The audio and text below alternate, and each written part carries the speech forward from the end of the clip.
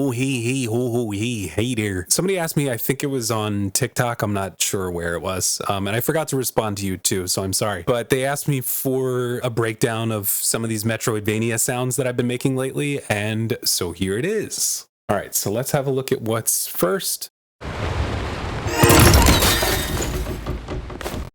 Okay, so we got the treasure chest sound, and let's see what is in there. Okay, so we have a bunch of different sound groups here. Let's see what the first one is.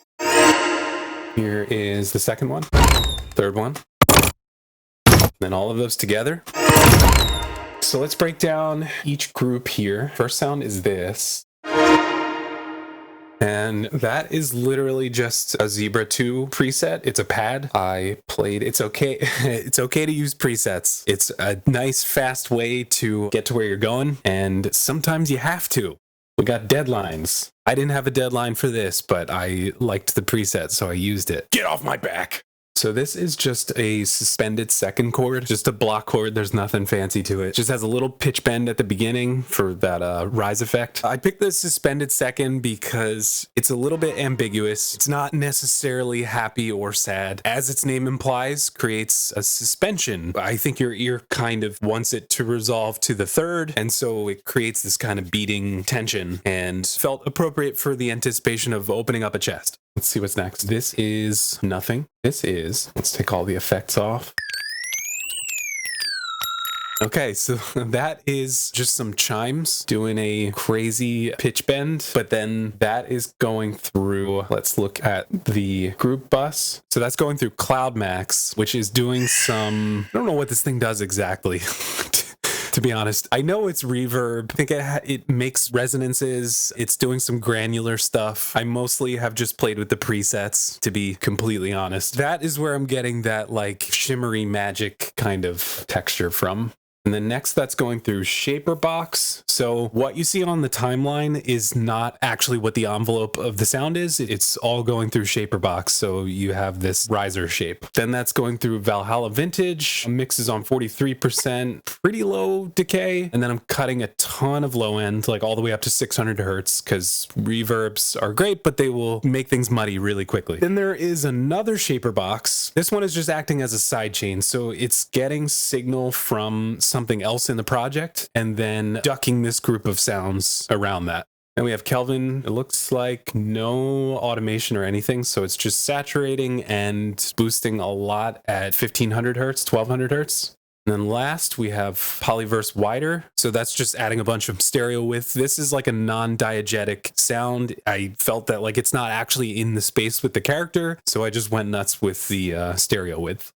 On to the next group. Okay, so this is the tail of the sound, and let's see what's going on here. Oh, and there's nothing on this group, just shaping the envelope, and that's it. You can do this within your DAW too, shape it that way. I really like Shaper Box to do it for whatever reason, and since I can't see it on the timeline, it kind of forces me to use my ears a little bit more. But anyway, I don't know what this is. It's like a filing cabinet or something. It's the decay of the overall sound, so it's like the chest closing up. The lid of the chest reaching the end of its hinges. Let's see what's next.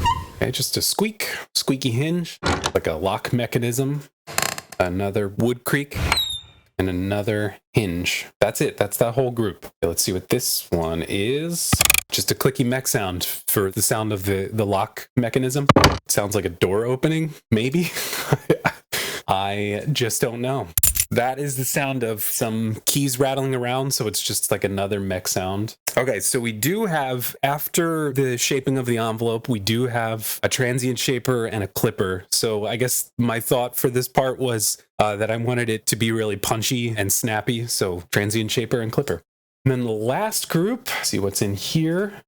I think that is it's kind of hard to tell now because when I designed this, it was along with the video, but now it's in a sub project and I don't have the video to go along with it. So I don't know exactly what kind of segment of the sound I was thinking of, but I think that's probably just for the lid actually opening. Okay, that's like a chain sound. So I guess if there's any metal on the box, we have just these metallic kind of mech sounds. And I think that is more wood. Lots of wood going on here. And then exactly the same processing as the other portion. Some envelope shaping and then a transient designer into a clipper. And then the riser from the very beginning receives the signal from the tail portion, and that's what triggers the side chain. The riser always ducks around the tail. Even though they may barely overlap, it's just extra reassurance that, you know, everything is very much getting out of the way, making space for the next thing in the sequence. So it's like, boom, here's this thing, boom, here's this thing, and so on. All right, so that's a whole sound ready to drop in the project. If you've seen the videos, I've been posting a lot of these Metroidvania redesigns. If there's any specific sounds that you want me to go over from those, I would love to do it. I really love making these videos. So let me know. Goodbye.